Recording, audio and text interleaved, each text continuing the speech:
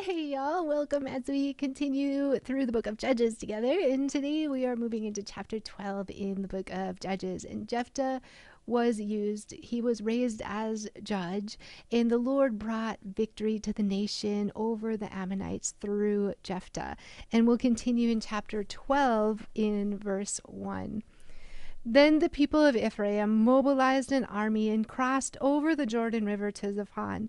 They sent this message to Jephthah: "Why didn't you call us to help you fight against the Ammonites? We are going to burn down your house with you in it."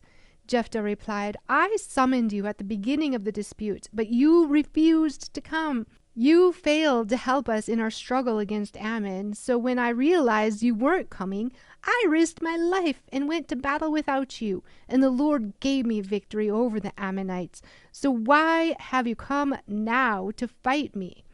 The people of Ephraim responded, "You men of Gilead are nothing more than fugitives from Ephraim and Manasseh." So Jephthah gathered all the men of Gilead and attacked the men of Ephraim and defeated them. Jephthah captured the shallow crossings of the Jordan River, and whenever a fugitive from Ephraim tried to go back across, the men of Gilead would challenge them. "Are you a member of the tribe of Ephraim?" they would ask. If the man said, "No, I am not," they would tell him to say Shibboleth. If he was from Ephraim, he would say Sibboleth, because the people from Ephraim cannot pronounce the word correctly. Then they would take him and kill him at the shallow crossing of the Jordan. In all, 42,000 Ephraimites were killed at that time. Jephthah judged Israel for 6 years, and when he died, he was buried in one of the towns of Gilead.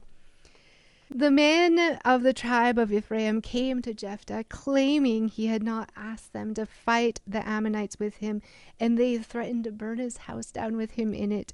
They approached Jephthah with the same pride and anger that they had brought to Gideon previously. The men of Ephraim wanted the spoils from the battle, and they were angry at being left out again. They wanted the glory of the victory, but they had not been too eager to risk their lives in the battle for that victory.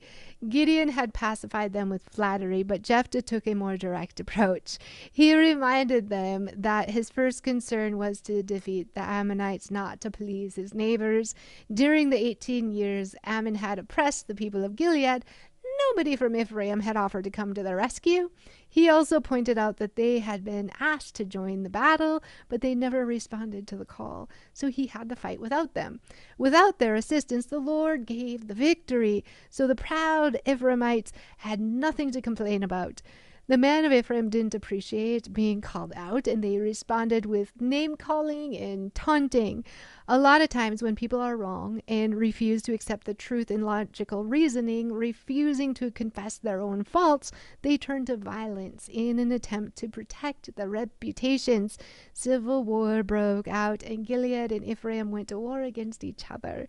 The people of Ephraim had their own regional pronunciation for the word Shibboleth, which means stream or floods. They actually pronounced it Sibboleth, which would give them away. It was a simple test, but it worked. It's like if you meet somebody from a different country, you can tell by their accent. Gideon defeated Ephraim, and 42,000 prideful soldiers from Ephraim were killed in the battle as a result. And we'll continue in verse 8 together. After Jephthah died, Ibzan from Bethlehem judged Israel. He had 30 sons and 30 daughters. He sent his daughters to marry men outside his clan, and he brought in 30 young women from outside his clan to marry his sons. Ibzan judged Israel for 7 years. When he died, he was buried at Bethlehem. After Ibzan died, Elon from the tribe of Zebulun judged Israel for 10 years. When he died, he was buried at Aijalon in Zebulun. After Elon died, Abdon, the son of Hillel from Parathon, judged Israel. He had 40 sons and 30 grandsons who rode on 70 donkeys. He judged Israel for 8 years. When he died, he was buried at Parathon in Ephraim in the hill country of the Amalekites. After the defeat of Ammon and the issue with Ephraim calmed, there were 31 years of peace and security under leadership of Jephthah and his 3 successors, Isban, Elon, and Abdon. Jephthah had no rights as a son, but God raised him up as a judge. He had faith in God, and faith is all that matters. Faith is everything. He was not perfect, and he did not get everything right all the time, but he was a child of God.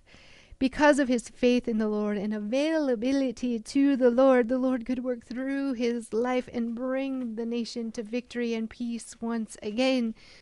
We are saved by grace because of faith in Jesus, in spite of our failures.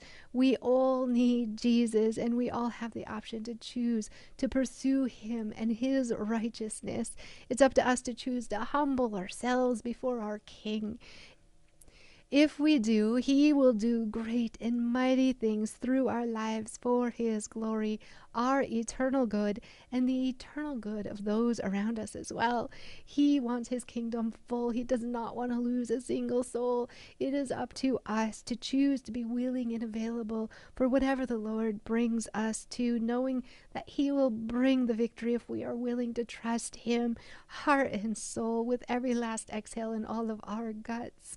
It's up to us to choose to say yes and follow his lead obediently, fall more and more in love with Jesus, and continue to pursue him with everything in you and all of your guts every single day. Thanks, y'all. I hope you're having a glorious day in the Lord.